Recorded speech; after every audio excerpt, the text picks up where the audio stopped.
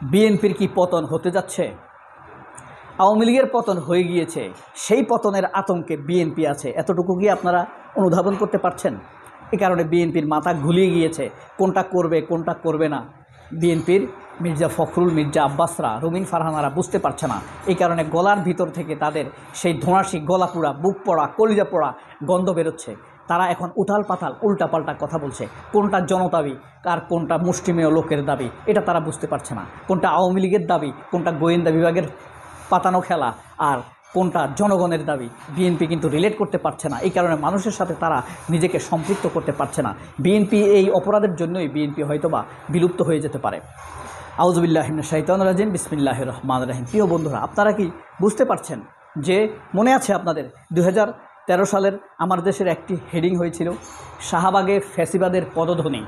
অর্থাৎ সেই যে ফ্যাসিবাদের উত্থান হয়েছিল গণজাগরণ মঞ্চের মাধ্যমে, সেই ফ্যাসিবাদ 2024 পর্যন্ত আমাদেরকে আমাদের গাঁড়ে সিন্দেবাদের ভূতের মতো চেপে বসেছিল।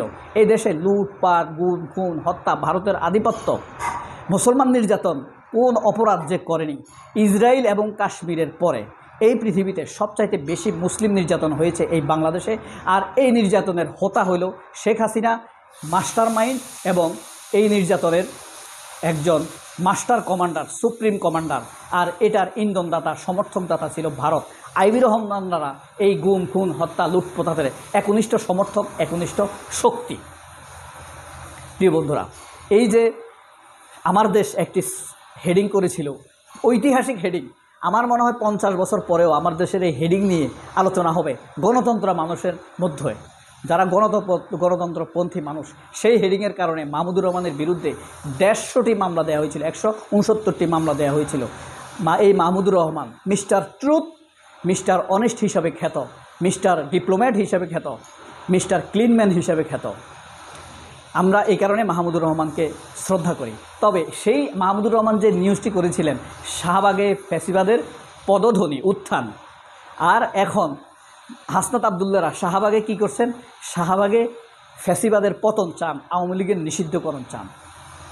এখন কথা হলো, শাহবাগে কি বিএনপিরও পতন হতে যাচ্ছে? বিএনপি কিন্তু এই শাহবাগে নেই।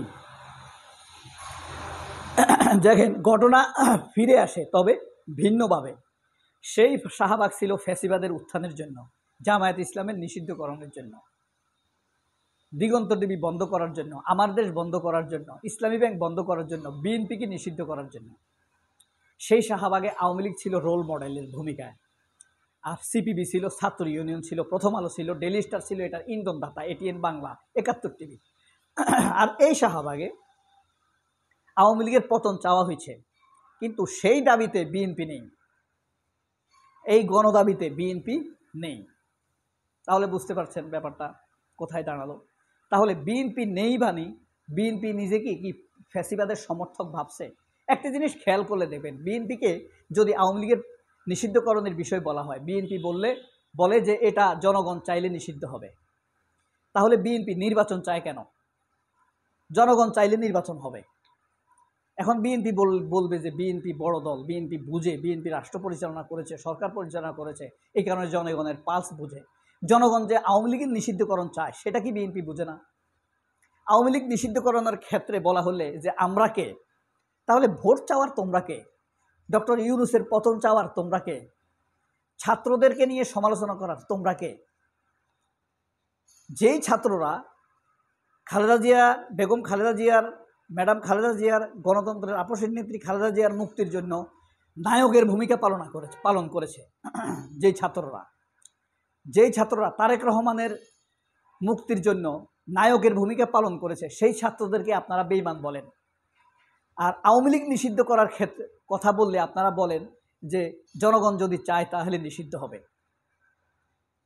তাহলে কিন্তু ভোট চাওয়ার ক্ষেত্রে বলে জনগণ নির্বাচন চায়। জনগণ যে নির্বাচন চায় এটা বুঝতে পেরেছে বিএনপি, কিন্তু জনগণ যে আওয়ামী লীগের নিষিদ্ধকরণ চায় বিএনপি এটা বুঝতে পারে নাই। এই কারণেই বিএনপি আসলে পাবলিক রিলেশন বুঝতে পারে নাই। তারেক জিয়া বুঝতে কিনে জানি না, তবে তার অবস্থান আমাদের কাছে স্পষ্ট না। এই কারণে তার বিষয়ে আমাদের কোনো কথা নাই।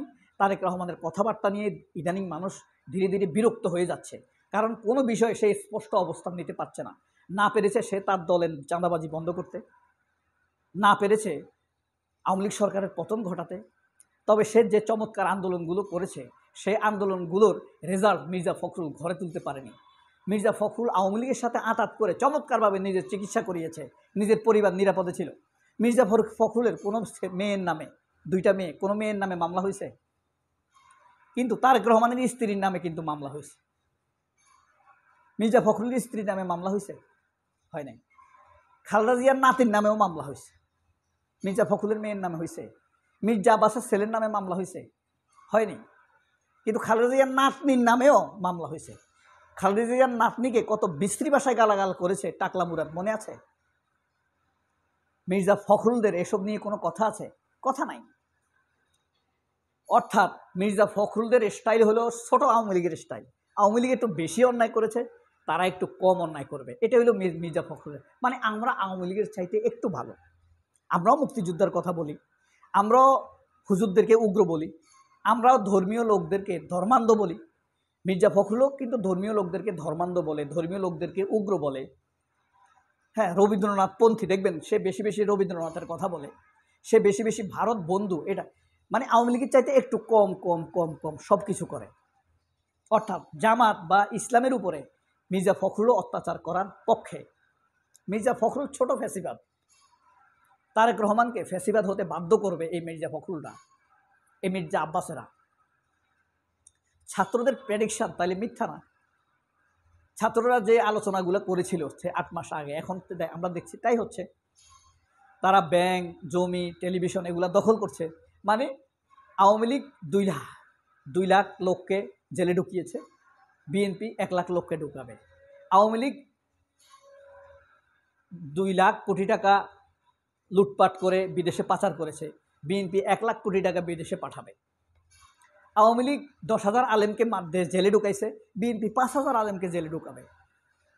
আওয়ামী লীগ আপনার ধরেন 6,000 মানুষকে ক্রসফায়ার দিয়েছে, বিএনপি 3,000 মানুষকে ক্রসফায়ার দেবে। অর্থাৎ BNP is an smaller Awami League, BNP is an smaller fascist. এইটাই হয়তো ছোট মানে স্পষ্ট। আওয়ামী লীগ যা বলছে তারা তাই বলছে, একটু কম কম বলছে, একটু কম কম করছে। সেটা করছে তারা একটু ভালো সেই জন্য না, তাদের হ্যাঁড়ম কম, শক্তি নাই। হ্যাঁ, তাদের পারিবারিক শক্তি নেই, পারিবারিক মানে অর্থবিত্ত নাই। এই কারণেই তো তাদের মন দুর্বল, এই কারণে একটু কম করছে, নইলে হয়তো বা সমানে সমান হতো। তো আমি এই কারণে বলি, মাহমুদুর রহমান লিখেছেন 1 যুগ আগে, শাহবাগে ফ্যাসিবাদের পদধ্বনি। আর হাসনাত আবদুল্লাহরা চেয়েছেন শাহবাগে ফ্যাসিবাদের পতন হবে। আমি দেখছি ছোট ফ্যাসিবাদ বিএনপিরও পতন আমি দেখতে পাচ্ছি। বিশ্বাস করেন, দেখবেন দেশের অবস্থা কি হয় জানি না, বিএনপির অবস্থা খুব খারাপ হবে। সবাই অনেক ভালো থাকবেন। আল্লাহ হাফেজ, আসসালামু আলাইকুম।